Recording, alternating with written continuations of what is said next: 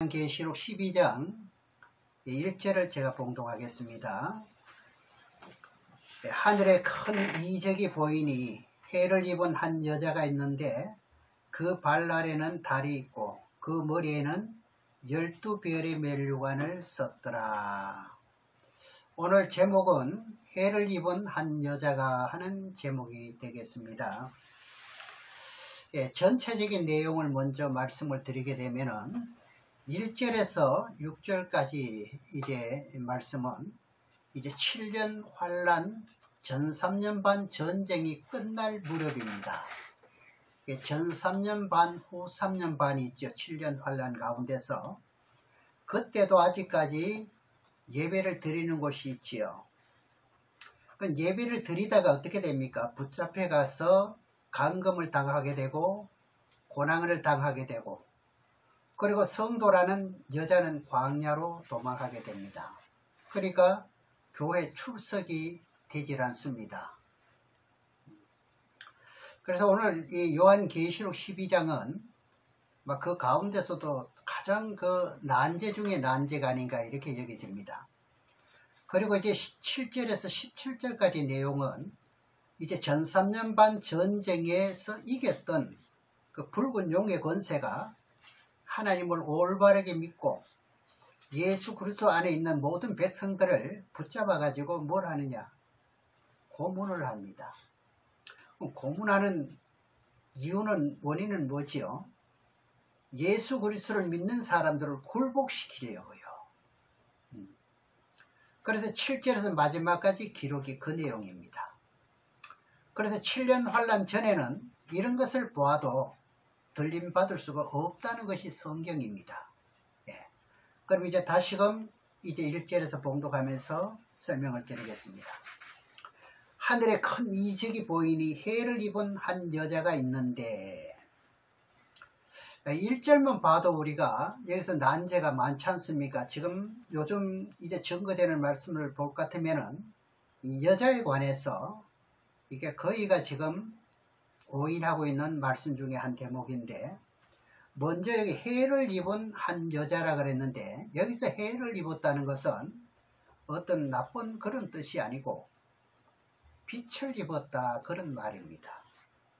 빛을. 그 다음에 그 발 아래는 달이 있고 그 머리에는 12면류관을 썼더라. 해를 입은 한 여자는 누구냐 할 것 같으면 예수 그리스도입니다. 예수 그리스도가 해를 입었습니다. 이 시편 104편에 가게 될 것 같으면 주께서 옷을 입은 것 같이 무엇을 입었느냐? 빛을 입었다 그럽니다. 그러니까 밝은, 맑은, 깨끗한 걸 입었다 이런 뜻이죠. 그리고 그 말씀을 가지고 또 요한복음 1장 9절에서 13절에서 봐도 참빛 곧 세상에 와서 각 사람의 빛이 돼 그 빛이 있었으니 세상은 그 빛을 모른다 그럽니다. 그래 그 빛을 입으셨죠. 예수님이.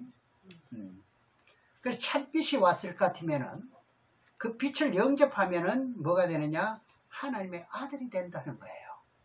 네. 그래 예수님이 빛입니다.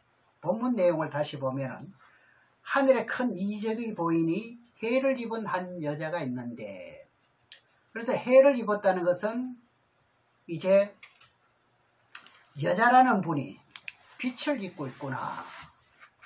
이제 우리는 알았습니다. 그럼 빛의 광채 나신 분이구나.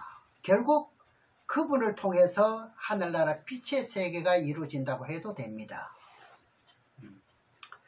그러면은 여자가 무엇인지 알아야 되는데 이제 많은 목사님들은 지금 현재 여자를 가지고 이제 계시록 12장의 여자를 말할 때 신령한 교회라 이렇게 풀이해 왔습니다. 아마 이런 말씀들을 많이 들었을 겁니다. 저를 만나기 전에는 전부 그렇게 알았었겠죠. 그럼 그렇게 말하는 이유도 있습니다. 왜 그렇게 말했을까? 이것을 가지고 베드로전서 5장에 보시게 되면은 12절에서 13절에 보게 되면 그 내용이 나오는데 그러면 이제 13절만 보겠습니다. 13절만 보면은 베드로전서 이제 5장 13절에 볼 것 같으면은 함께 택하심을 받은 바벨론에 있는 교회가 그럽니다. 그럼 교회가 그랬는데 교회 이제 그 일자 해석이라는 게 있어요. 관주를 가시는 분들은 아주 쉽게 발견할 수가 있는데 그 교회를 보고 난해주에 뭐라고 해석을 해놨냐 할 것 같으면은 여자로 나와 있습니다. 여자. 그러니까 교회 하면은 무엇이구나? 여자구나. 그래서 신령한 교회라고 이렇게 말하는 거예요. 네. 만일 그렇다면은 광야로 교회가 도망갈 수 있느냐 이거죠. 여러분 교회가 광야로 도망갈 수 있나요? 없지요. 자, 다시 한번 보겠습니다. 하늘에 큰 이적이 보이니 해를 입은 한 여자가 있는데 그 해를 입은 여자가 누군가 했더니 그 발 아래 달이 있고 그 머리에는 12별의 면류관을 썼더라. 그러죠.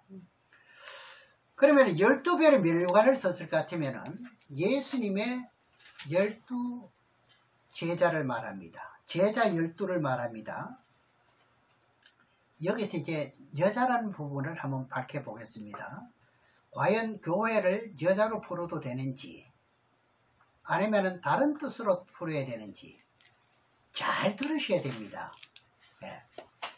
우리가 계시록은요 다른 말씀들은 조금 하나 틀릴 것 같으면 다시금 보충해서 그렇게 하면 되지만 요한계시록은 1.1핵도 우리가 덧붙일 수도 없고 뺄 수도 없는 거예요. 마음대로. 그러니 모르는 부분이 있다 할 것 같으면 우리가 그 답을 찾기로 되어 있습니다. 자, 우리는 세상에 태어날 때 아버지와 어머니가 사랑을 해서 태어났지요. 그래서 마태복음 1장 족보를 보게 되면은 남자가 아들을 낳았다고 이렇게 나오거든요. 그러면 아브라함이 이삭을 낳고 이삭이 야곱을 낳고 남자가 남자를 낳아요. 네, 저나 여러분이나 이 땅에 태어날 때는 남자의 후손이었습니다. 네. 그럼 남자와 여자가 사랑을 했는데 여자가 남자 없이 아이를 낳을 수가 없지요. 그러면 아이는 누구의 씨가 돼요? 남자의 씨. 네, 남자의 씨가 되니까 때문에 어떻게 해요? 하나님은 족보에 남자를 낳은 것으로 호적에 올립니다. 그럼 여러분들은 예수 그리스도를 믿고 남자의 후손에서 무엇으로 바뀌었나요? 여자의 후손. 이것이 이해가 됩니까? 네. 네. 그런데 이것도 모르는 분들이 많습니다. 이방인들이 모르는 것은 그건 당연하지만은 예수 믿는 사람들 중에서도 내가 남자의 족보에 있는지 여자의 족보에 있는지 이걸 모릅니다. 그럼 여자의 족보 계통에 있는지도 모르고 남자의 족보의 계통이도 모르는데 이것을 고린도전서 15장 22절에 보면은요. 아담 안에서 모든 사람이 뭐 하느냐? 죽는다 이래 나옵니다.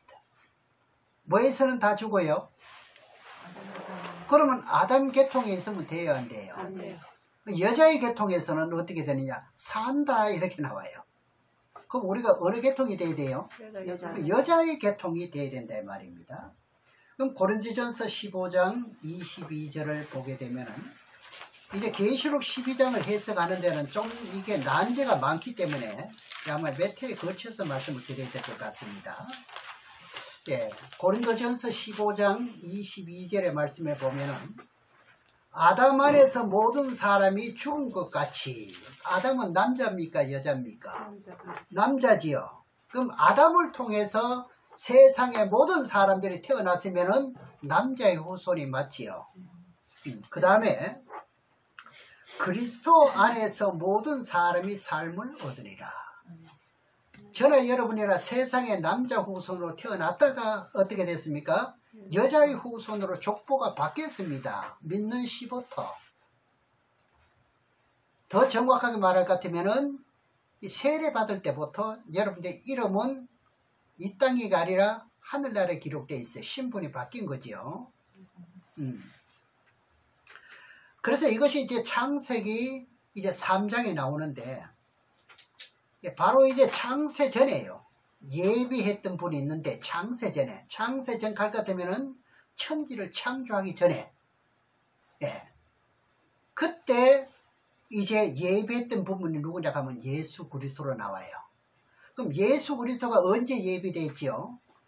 천지를 창조하기 전에 에베소 1장 4절 5절에 보면은 죄인들을 구원하기 위해서 예정된 부분이 누구냐? 예수입니다. 예수 그리스도예요. 그런데 창세기 15절에서 볼까? 창세기 3장 15절을 볼 것 같으면은 선악과를 따먹고 이제 범죄함으로써 바로 누가 나오느냐? 예수 그리스도가 소개합니다. 예수 그리스도가 소개가 되는데, 이제 남자로 소개하지 않고 예수 그리스도를 뭐로 소개하느냐? 여자로 소개합니다. 그렇죠? 창세기 3장 15절은 중요한 말씀이기 때문에 한번 보시겠습니다. 창세기 3장 15절 10절에서 15절까지인데 생략을 하고 15절 말씀을 보겠습니다. 15절에 볼 것 같으면은, 내가 가면은 내가 누구지요? 하나님이죠. 너로 가면 누굽니까? 뱀입니다. 너로 여자와 원수가 되게 하고, 그럼 이 여자가 누구라 그랬죠? 예, 창세 전에 에베소 1장에 나오는 말씀대로 예비된 분이 타락을 하게 되면 누굴 보낸다? 여자를 보낸다 이 말이죠. 예, 예수를 보낸다. 그러니까 예수가 여자라는 말이 무슨 뜻이냐 할 것 같으면 여자의 계통에서 났다 이 말이죠. 예, 뒤에서 계속 보겠습니다만, 그 다음에 이제 너로 여자와 원수가 되게 하고, 그럼 뱀과 누구와 원수가 되지요? 여자와 원수가 되는 거죠. 또 너희 후손도 여자의 후손과 원수가 되게 하리니, 여자의 후손은 내 머리를 상하게 할 것이요, 또 너는 그의 발꿈치를 상하게 할 것이라 하시고.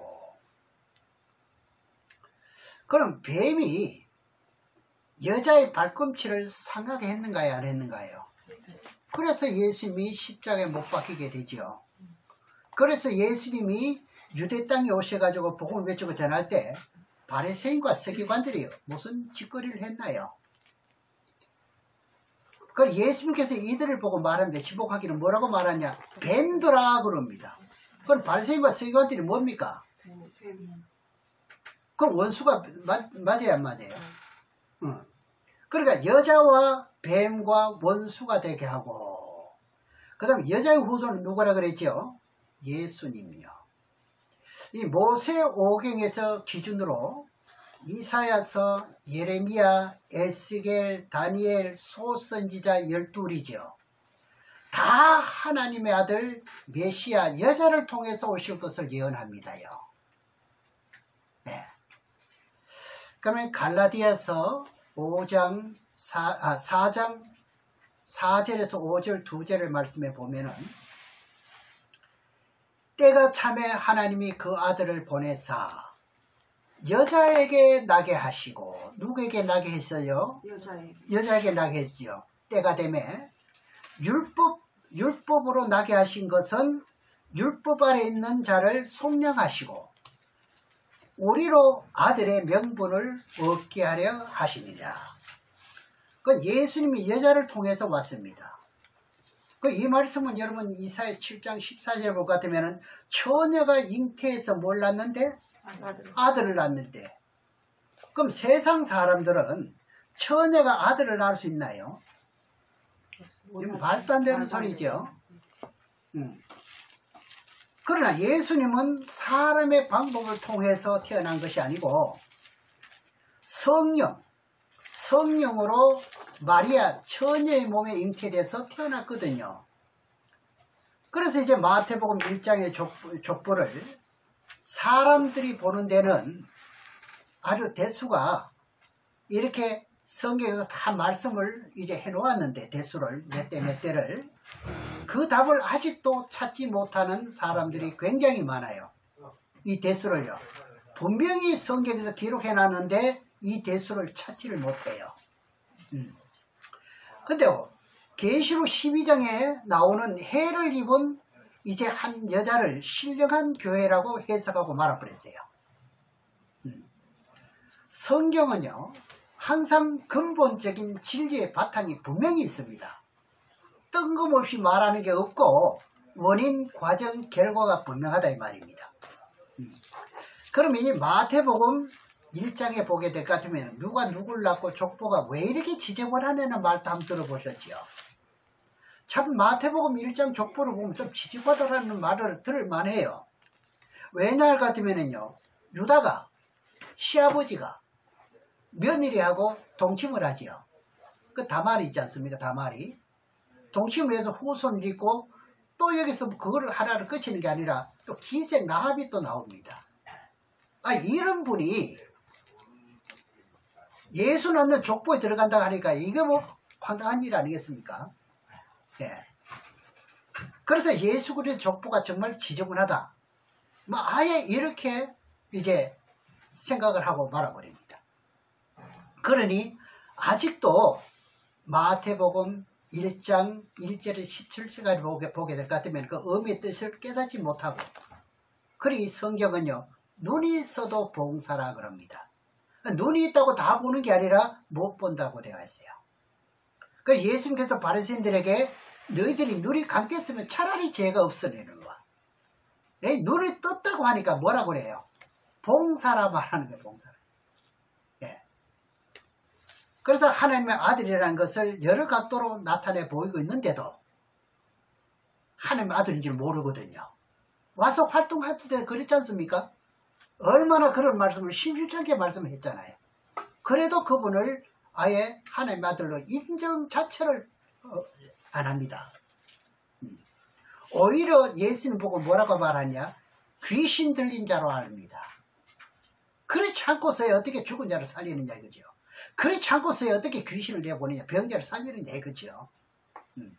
그러니까 그들은 눈을 떴다 하나 뭡니까? 배움이야 얼마나 유식하게 많이 배운 사람들이야 당대. 네. 그래서 이제 마태복음 1장 17절을 한번 보겠습니다. 1절에서 17절까지인데 17절까지를 보면은 우리가 여자만 바로 박해도 계시록이 많이 열린 부분이 많습니다. 17절에 보면 그런즉 모든 대수가 아브람부터 다윗까지 14대요. 여러분 요거 곱아보면은 저도 이렇게 대수를 보니까 14대가 틀림없어요. 그러나 다윗부터 바벨론으로 이거할 때까지 또 몇 대지요? 14대요. 그 다음에 바벨론으로 이거한 후부터 그리스도까지 14대라 그랬습니다. 그런데 14대를 아직까지도 14대를 못 찾습니다. 그럼 몇 대까지 찾느냐? 13대밖에 못 찾는 거예요. 13대. 그러니까 여기서 여자라는 사람을 발견을 못하지요. 누군지를. 그럼 이제 1절에서 이제 그 12절까지, 11절까지는 생략을 하고, 이제 12절부터 한번 보겠습니다. 바벨론으로 이거한 후부터 예수까지가 14대가 맞는가 안 맞는가 한번 확인을 해 보겠습니다. 자, 예수를 낳는 족보에서는 다 여기 족보가 빠지면 안 되잖아요. 14대가 맞아야 되잖아요. 그죠? 맞는가 안 맞는가 봅니다. 자, 12절입니다. 자, 바벨론으로 이간 후에 여고냐는 스알 때를 낳고, 몇 대지요? 1대. 손으로 한번 곱아 보시기 바랍니다. 스알 때를 스룹바벨을 낳고, 2대. 스룹바벨은 아비옷을 낳고, 몇 대지요? 3대. 아비옷은 엘리야김을 낳고, 또 엘리야김은 아소르를 낳고, 아소르는 사독을 낳고, 사독은 아킴을 낳고, 아킴은 엘리웃을 낳고, 엘리웃은 엘리야사를 낳고, 엘리야사는 mat단을 낳고, mat단은 야곱을 낳고, 그 다음에 야곱은 마리아의 남편 요셉을 낳으니 몇 대입니까? 12대지요. 여기까지가 12대인데 마리아에게서 그리스도로 하는 예수가 나니라. 그건 몇 대지요? 그 한 대는 어디 가버리세요? 예수님. 예수는 내가 여었지 않습니까? 마리아. 예. 14대 했는데 왜 한 대가 빠졌느냐? 그럼 예수 낳는 족보, 예수님이 누구 계통으로 온다? 여자예요. 여자. 마리아가 남자인가요? 여자인가요? 여자. 그래, 여자가 여기 들어갔잖아요. 그러면 14대가 맞는가요? 안 맞는가요? 그러니까 이게 한 대 빠진 걸 써가지고 저도 옛날에 그랬습니다. 모를 때는 이게 에스겔 34장에 보면은 정직한 다윗 계통이 나와요. 23절에 보면은. 그래서 다윗을 여기 넣은 적이 있어요. 참 지금 생각해보면 참 부끄럽습니다. 그러니까 눈이 있어도 보지 못하는 게 성경이라니까요. 그럼 이제 여자의 계통이 대충 조금 이해가 가시나요? 예. 그럼 마리아에게서 요셉을 낳는 데까지가 12대고, 그 예수님은 누굴 통해서 탄생되는가 보면은 마리아에게서 그럽니다. 그러면 마리아가 족보에 올라가야 되나요? 빠져야 되나요? 올라가야지. 창세전부터 누굴 통해서 온다 그랬죠? 여자요. 그 예언이 여기서 이루어지는 거예요. 고향에서 예언했던 것이. 그럼 마리아를 집어넣고 예수가 탄생되니까 몇 대인가 되나요? 14대요. 그럼 다른 사람들은 전부 남자의 족보로 연결되는데 예수님은 처녀 마리아의 몸에서 연결됩니다. 아시겠죠? 그래서 예수님을 보고 뭐라고 말하느냐? 여자라 그럽니다. 어디서 그렇게 말하나요? 타락하고 이제 준비된 비밀인 예수님이 탄생되죠. 창세전에 예언했던 거지. 그죠? 그분이 어느 계통으로 가야 되죠? 여자 계통으로 가야 되는 거예요. 그러니까 예수님을 남자로 소개하지 않고 창세기 3장 15절부터 여자로 소개하는 거예요.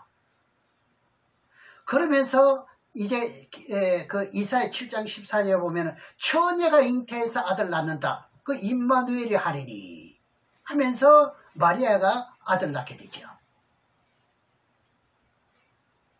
그럼 마리아가 요셉과 동침을 해서 예수를 낳았습니까? 아니요. 아니죠. 처녀. 그러니까 족보에 올라가야 되는 게 당연하잖아요. 그래서 예수님은 처녀 마리아의 몸을 통해서 이제 탄생해서 14대 해서 예수님 몇 대 만에 오시느냐? 42대 만에 태어나는데 모든 사람들은 남자의 후손으로 태어나는데 예수님만 무슨 후손으로? 여자의 후손으로. 그러니까 여러분들도 예수를 믿으니 누구 후손인가요? 여자의 후손이에요. 그런데 예수 믿는다는 사람이 무슨 후손인지도 모르면 되겠나요? 그래서 이 말씀을 어디서 하고 있나 것 같으면은 이제 그 요한복음 3장 1절에서 6절에 볼 것 같으면은요. 이제 그 니고데모라는 사람이 나오지요. 이분도 예수를 만나기 전에는 어느 족보에 속했나요? 남자의 족보에 속했죠. 거듭 태어나야 된다 하니까 어떻게 합니까? 네가 영생을 하려면은 거듭 태어나야 된다니까. 내가 다시 어머니 뱃속에 들어가야 맞습니까? 이렇게 말하지 않습니까? 사람의 논리는 그렇잖아요. 그럼 거듭 태어나니까 뭐가 되나요? 남자, 그러니까 예수를 영접하니까. 그러니까 우리가 남자의 후손으로 태어났다가 거듭 태어나는데 무슨 족보로 태어나느냐? 예수를 믿고 물과 성령으로 세례를 받게 되므로 여러분들은 무슨 후손이 됐느냐? 여자의 후손이 된 거예요. 그래, 남자 여자 성별을 말하는 게 아닙니다. 여기서는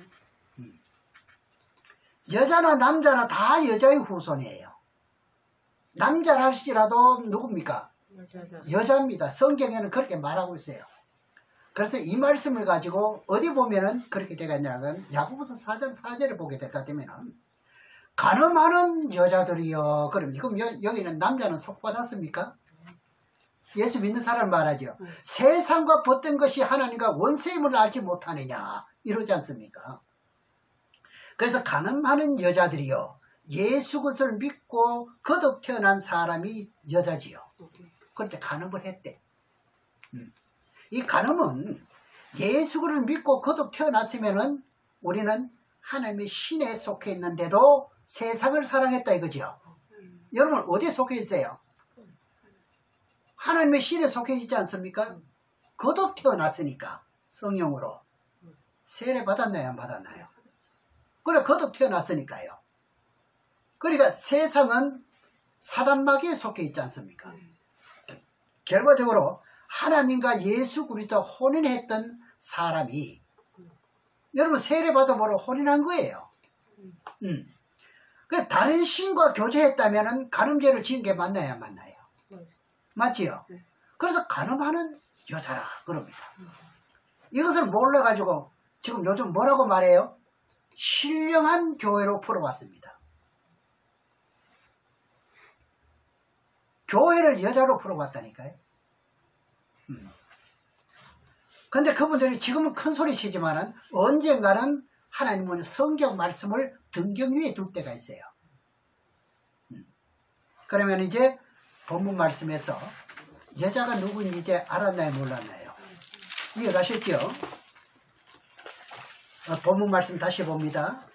하늘에 큰 이적이 보이니 해를 입은 한 여자가 있는데 여기까지 봤습니다. 발 아래는 달이 있고 그럼 해와 달과 별 사이에 해와 제일 가까운 것이 뭔가요? 달이 해와 제일 가깝게 비치지요. 그래서 우리가 달이 크게 보이질 않나요?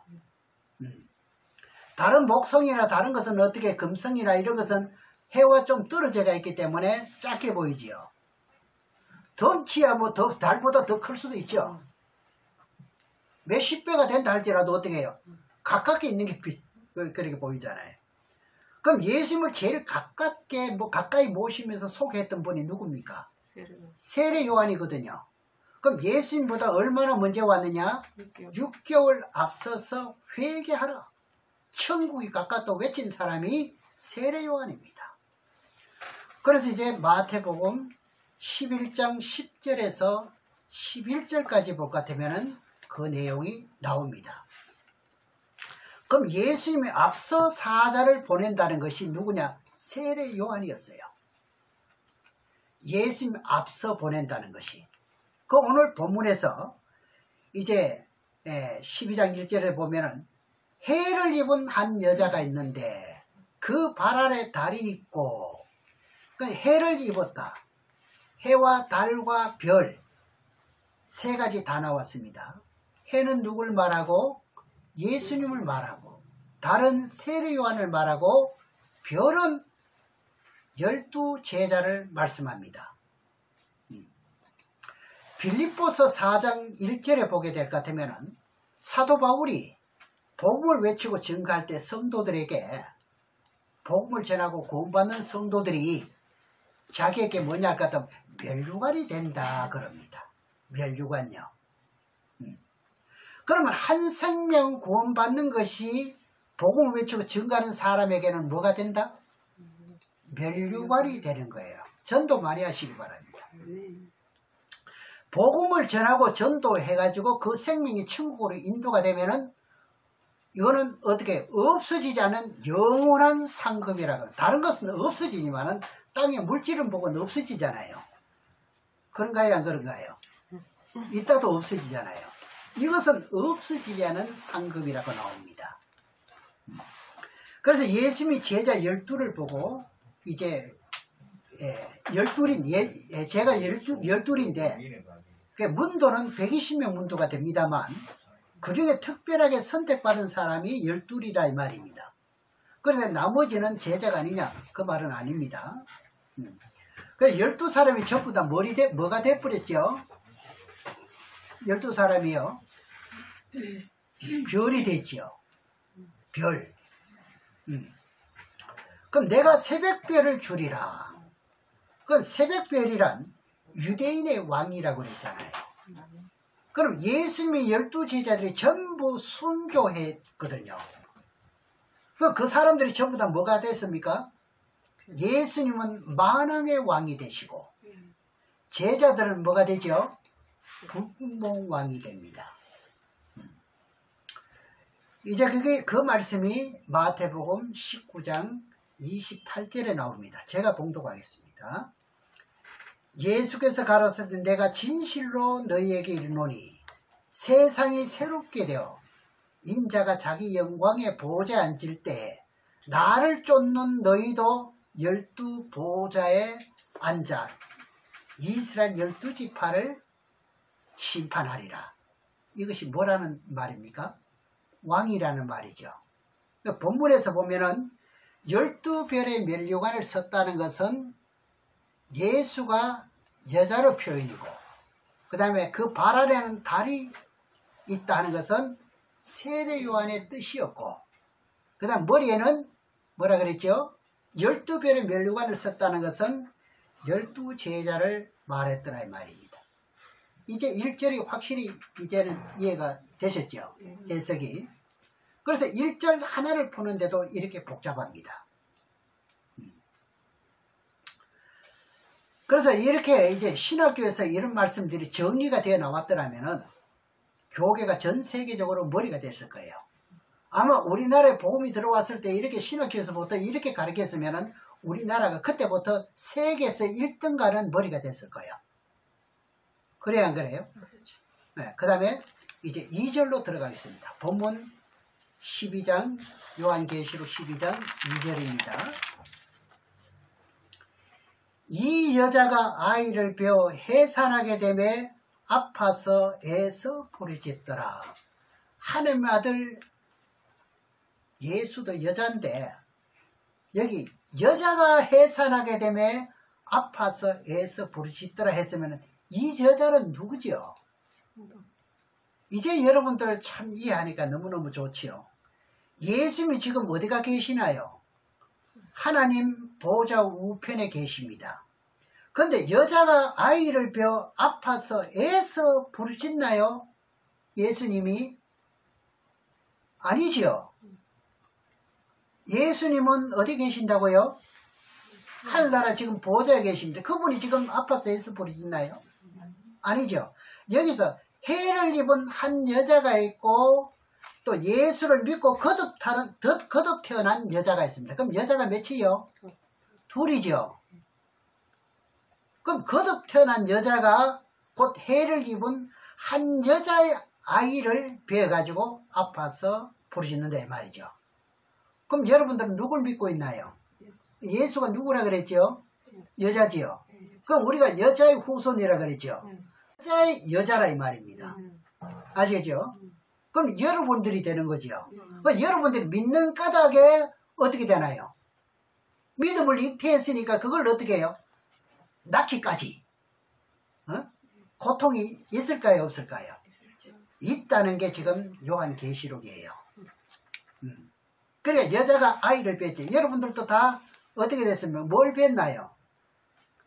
아이를 뺐습니다. 예. 부정모혈의 그런 이제 아이를 말하는 게 아닙니다. 그래서 애서 부르짖더라. 우리가 무엇으로 거듭 태어납니까? 아까도 봤지만은 요한복음 3장 1절 6절 보면 물과 성령으로 태어났습니다. 거듭. 그렇죠? 그러면 우리가 여자가 맞나요? 안 맞나요? 맞지요? 그러면 여자가 예수 그리스도를 믿고 거듭 태어났으면은 예수 그리스도의 영이 내 속에 있나요? 없나요? 있지요? 그러니까 예수 그리스도의 영이 없으면 그리스도의 사람이 아니라고 로마서 8장 9절에 나오잖아요. 그렇죠? 그러니까 그 영이 예수잖아요. 여자잖아요. 그러니까 우리는 그걸 믿고 있으니 여자고요. 이해되죠? 그래서 고린도 후서 13장에 볼 것 같으면 5절에 볼 것 같으면요. 네가 그런가 그렇지 않은가 그 믿음이 있는가 없는가 네가 확정해라. 네가 한번 생각해보고 진단해봐라. 이런 말씀을 고린도 후서에서 말씀하고 계시거든요. 그러면 이제 이것이 예수를 비유하신 말씀이 또 되고, 그 다음에 본문 내용의 12장 2절에 보면은 우리에게도 해당되는 게 맞더라 이거죠. 확실히 이해가시죠? 이것만 바르게 이해하게 될 것 같으면은 여러분들이 누구하고 대화하게 될 것 같으면은 또 여자를 보고 교회를 하는 사람이 있든 이렇게 말하는 걸 볼 것 같으면은 내가 남자의 후손이 여자의 후손인지도 정확하게 여러분들은 복음을 증거할 수가 있다 이 말입니다. 그러면서 이제 본문 내용 13절로 들어가겠습니다. 13절에 하늘에 또 다른 이적이 보이니 보라 큰 붉은 용이 있어 머리가 7이요 뿔이 10이라. 그 여러 머리에 멸류관 7 멸류관이 있는데 참 이것도 이 12장에 걸쳐 구절 단어마다 전부 다 난제들이죠. 우리가 몰랐던 말씀이고 처음 들었던 말씀 아닙니까? 여기 7 머리가 나오는 거예요. 7 머리. 예. 한 큰 붉은 용이 머리가 얼마요? 7이요. 뿔이 10개래요. 그럼 7 머리가 뭔지 뿔이 10개가 뭔지를 알아야 되지 않습니까? 이것을 알아야 앞으로 우리가 상대가 되는 거죠. 나를 괴롭히는 대상자가 누군지 여기서 알잖아요. 알고 우리가 가야 되나요? 모르고 가야 되나요? 알고 가야죠. 너무너무 중요하죠. 예. 그러니까 이것을 가지고 우리가 어떤 목사님은 이제 요한계시록으로 쓴 책을 보게 될 것 같으면 표지예요. 7 머리가 있고 10뿔이 있거든요. 이건 벌써 표지에 벌써 잘못 해석된 거예요. 아, 이해를 못한 거예요. 이 문제를. 네, 오늘 그 어렵다는 말씀을 한번 풀어보는 겁니다. 그럼 요한계시록 13장 1절에도 보겠습니다. 뭐가 있는지. 내가 보니 바다에서 한 짐승이 나오는데 바다에서 뭐가 나오지요? 짐승이 나오는데 뿔이 10이요 머리가 7이라. 그러면 계시록 12장 3절에 머리가 7이요 뿔이 10이라 같은 말이죠. 그 붉은 용이면은 용은 왕이라는 뜻이지 않습니까? 용포 아시죠? 예. 그 붉다는 뜻은 여기서 성경에서는 뭐라고 말하느냐? 공산주의 사상을 말합니다. 이것도 요한계시록 6장을 이제 우리가 봤을 때 전부 해석이 다 됐습니다. 예, 말씀 드렸고요. 근데 왜 머리가 7이고 뿔이라고 하는 것은 머리가 7이라고 말하는데 그 말씀부터 먼저 한번 보게 될 것 같으면 머리 7에 대해서 예, 계시록 17장을 보겠습니다. 그러니까 오늘 본문 내용 하나를 해석하게 될 것 같으면 바르게만 알 것 같으면 계시록 17장도 풀리는 거예요. 계시록 17장 9절에서 10절을 보면 지혜 있는 뜻이 여기 있으니 그 7 머리는 여자가 앉은 7 산이요. 10절에 또 7 왕이라. 그러면 7 머리가 있는데 7 머리가 여자가 앉은 7 산이요. 그럼 7 나라는 7 왕이라는 말이죠. 7 산이라는 것은 나라를 말하잖아요. 산이라는 것은. 이해 가셨나요? 네. 그 다음에 10뿔을 한번 보겠습니다. 10뿔은 요한계시록 17장 12절을 보겠습니다. 10뿔이 뭔지. 네, 17장 12절을 보면은 내가 보던 10뿔은 10왕이니 10뿔이 뭐죠? 10왕을 10뿔이라 그래요. 그 왕이 7이 있고 뿔이 10개 10나라. 그러면 둘 다 뭡니까? 왕입니다. 7 머리도 왕이요 10뿔도 왕입니다. 이해 가셨나요? 그럼 계시록 17장 9절에서 17절에 여자가 앉은 그곳에 7 머리가 있대요. 이 지구가 생긴 이후에요. 선악과를 따먹고 타락한 후 그리고 노아 홍수 이후에 전 세계를 다스리고 통치했던 제국시대가 있습니다. 그 시대 우두머리가 얼마나 있었느냐? 7이라는 뜻입니다. 그럼 여기 7이라는 숫자가 들어가게 될 것 같으면 어떻게 되느냐? 이건 중동을 말합니다. 그럼 여기 7이라는 제국 왕이라고 이름이 여기 들어가려고 할 것 같으면 어떻게 해요? 이스라엘 유대 땅을 어떻게 해요? 탈환을 하고 정복을 시켜야만 7 머리 하나가 들어가는 거예요. 제국의 시대도. 아무리 땅을 많이 뺏어 탈지라도 중동 이스라엘을 점령하지 못해서 같으면 7머리에 들어가지 않습니다. 그 내용을 지금 제가 설명하고 있는 거예요. 그럼 하나님 백성들을 괴롭힌 그 시대로 이제 말하는데, 첫 번째는 뭡니까? 이스라엘 백성들이 애굽에 가게 되죠. 거기 가서 몇 년을 삽니까? 430년을 사는 동안 누구에게 고통을 받았나요? 고난을요. 바로왕이죠. 그걸 보고 바로왕을 첫 번째 머리라 그래요. 이걸 이집트죠, 이집트. 그 이집트 제국주의입니다. 이것이 첫째 머리입니다. 하나가 나왔지요. 두 번째는 모세가 이스라엘 백성을 적고 하는 땅, 가나안 땅으로 인도했습니다. 인도했으면 이들이 하나님 말씀대로 순종만 하면 좋은데 엉뚱한 짓 하잖아요. 또 범죄하지 않습니까? 여기 순종만 하면은 땅은 안 뺏깁니다. 그렇잖아요. 그래 불순종하니까 어떻게 해요? 이제 아수르 제국에 붙여버립니다. 이게 누가 붙이냐? 하나님을 붙여버려요. 이스라엘 백성들을요. 그러니까 우리가 사업하는 가운데 내가 잘 때리냐 못 때리냐, 지금 잘 때리니까 먼저 앞으로 잘 때리기, 이렇게 생각하시면 안 돼요. 하나님 붙여줘야 되는 거예요. 끝까지. 예. 그 다음에 세 번째는요, 유다 백성들이 하나님 말씀을 듣지 않고 또 우상을 또 섬기네. 이렇게 악을 행하니까 또 하나님이 어디다 붙여버려요? 바벨론에다 갖다 붙여버립니다. 이거 얼마 동안 붙였는데 70년 동안 붙여버립니다. 그러면 이제 제국주의 세계 머리가 나왔지요. 그 다음 네 번째는요, 바벨론을 멸망시킨 나라가 어디냐면 고레스입니다. 네. 그래, 메데파사 제국을 바벨론을 멸망시킨 나라가 네 번째 머리가 되지요. 그리고 다섯 번째 머리는 메데파사 제국을 멸망시킨 나라가 그리스, 헬라 제국입니다.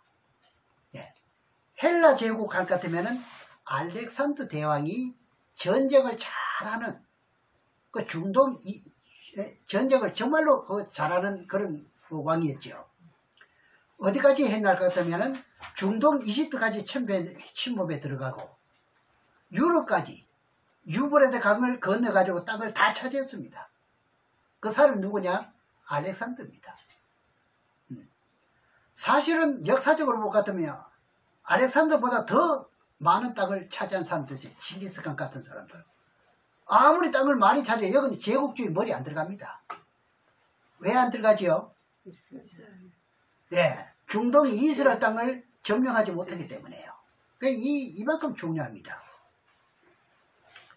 그런데 이 제국주의를 로마 황제가 헬라 제국을 멸망시켜 버립니다. 그럼 몇 해죠? 예. 그 로마를 멸망시키고 일곱째 머리는 아직까지 안 나왔어요. 일곱째 머리는요. 그러니까 다시 말씀드리지만은 우리가 요한계시로 배운 안다는 자체는요, 앞으로 우리가 이런 대상에게 어떻게 합니까? 고난을 당할 일들이기 때문에요. 예. 모르고 당하면은 지기가 쉽죠. 상대를 알 것 같으면 어떻게 되나요? 싸움은 이기지 않습니까? 예. 그래서 지금 마지막 때는 요한계시록에는 부분이 그만큼 중요하다 이 말입니다. 그러니까 붉은 용은 공산주의 책임자입니다. 공산주의 우두머리요. 아까 바다에서 올라오는 한 짐승이 있다 그랬죠. 이것이 7머리가 될 확률이 아주 높다, 그런 말씀을 드릴 수가 있어요. 그래서 오늘 본문 12절에는 앞으로 나타날 것을 말하는 겁니다. 그렇죠? 그리고 7째 머리, 7번째 머리에는 또 뭐가 있다 그러죠? 10뿔이 또 있네요. 그러니까 마지막 7번째 머리가 되는 우두머리 왕에게 따르는 연방이 어떻게 해요? 10나라가 있다 이 말이죠. 그런데 이것을 이제 해석을 잘못해가지고 옛날에는 어떻게 선배 목사님들을 정리해낼 것 같으면 10나라 하는 것을 보고 이시 유럽 공동체, 이걸 예언해 버렸습니다. 아마 기억나실 겁니다. 아주 이게 뭐 굉장히 획기적으로 히트치고 증가할 때가 있었죠. 연한다 없이고요. 근데 이 공동체는 처음에는 10개국이었는데 지금은요 27개국입니다. 벌써 빗나갔어요. 그러면 이분들이 지금 잘못됐다고 지금 잘못 전개했다고 지금 말을 해야 될 거 아닙니까? 그래도 그렇게 하는 사람은 아무도 없습니다. 아직은 안 나타났습니다. 아시겠죠? 자, 그러면은 본문 내용 오늘 이제 12장 4절까지 보고 맺도록 하겠습니다. 4절에 보면은 그 꼬리가, 그러면 꼬리면 뭐지요? 붉은 용의 꼬리입니다. 아까 붉은 용은 머리가 7번째 머리라 그랬죠. 거기에 꼬리라 이 말입니다. 꼬리. 네. 그 우리나라도 어떻게 해요? 식민지 생활을 했죠. 일본에. 그럼 일본이 머리고 우리는 꼬리라죠. 식민지니까요. 쉽게 해석하면 그렇습니다. 그러면 그 꼬리가 그럼 붉은 용의 꼬리라 했습니다. 3절에 큰 붉은 용이 있어 했으니까 붉은 용의 꼬리면 뭐가 될까요? 붉은 용은 최고 책임자, 통수권자, 제국의 왕이 되고 그 밑에 있는 졸병들은 뭡니까? 꼬리입니다. 그 꼬리가 하늘별 3분의 1을 끌어다가 땅에 던지고, 그러면은 하늘별은 뭐죠? 하늘에 있는 3분의 1을 끌어다가 던진대. 별은 뭔지만 보시면 압니다. 별은요, 요한계시록 1장 20절에 갈 것 같으면 나옵니다. 예, 거기 보면은 네 본 것은 내 7별의 7별의 비밀과 7금초대라. 또 다시 해석합니다. 7별은 7교회 사자요 하면 누굽니까? 목사지요. 그럼 여기 별을 목사지요. 그럼 7촛대는 7교회니라. 그러면 7별이 소아시아 7교회 사자면 목사입니다. 근데 3분의 1을 끌어다 던진대. 이게 순교자입니까? 아니요.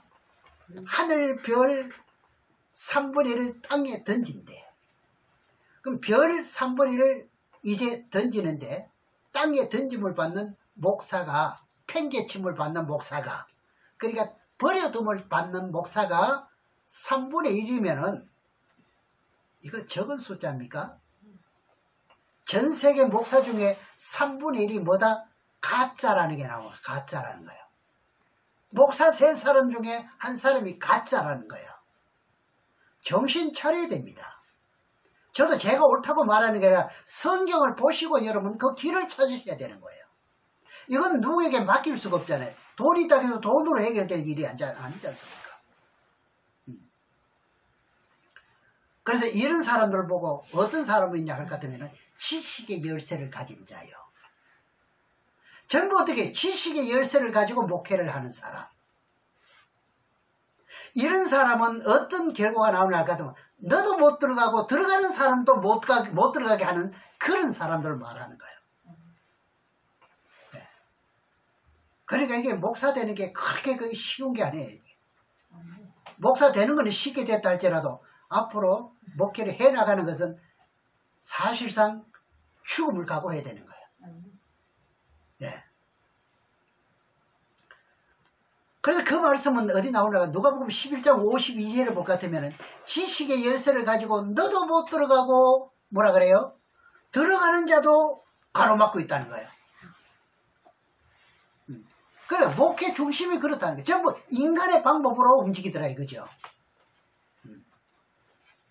그래 목사의 종류도요. 지식의 열쇠를 가진 목사가 있고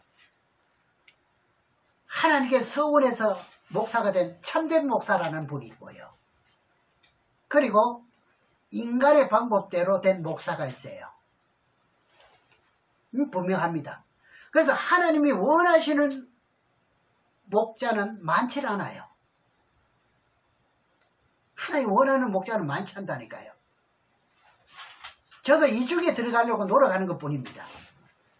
분명히 여기 보니까 목사 3사람 중에 한 사람은 가짜 목사로 나오니까 이걸 어쩝니까?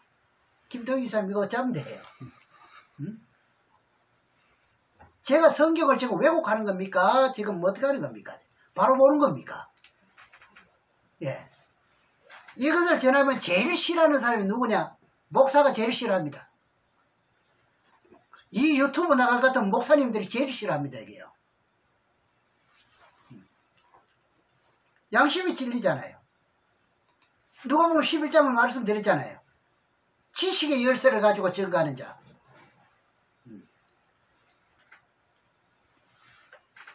양심을 가진 별이라면요, 또 이 말씀을 보고 탐복할 수도 있어요. 그럴까요, 안 그럴까요? 네. 그래서 저나 여러분이나 선줄로 자랑하지 말고, 네가 지금 됐다고 자랑하지 말고, 말이 안다고 자랑하지 말고, 넘어질까 조심하라. 그 알 때 조심하라는 거예요. 여러분 깨우칠 때 조심해야 돼요.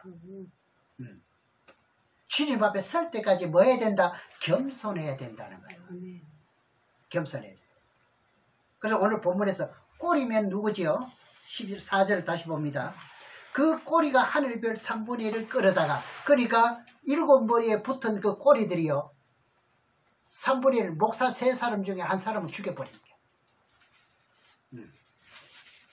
해사라는 여자 앞에, 이제 해사라는 거 여러분 여자 계통을 이제 아시겠죠? 붉은 용입니다. 이제 그 해산하려는 여자 앞에서 이제 그가 해산하면은 그 아이를 삼키기도 하더니, 여러분들이 고문을 하고 이렇게 할 것 같으면 어떻게 해요? 결국은 어떻게 해요? 예수 믿는 거를 부인하지 않을 것 같으면 어떻게 합니까? 죽이지 않습니까? 그러면 죽잖아요. 네. 이게 누가 해요? 붉은 용이 합니다.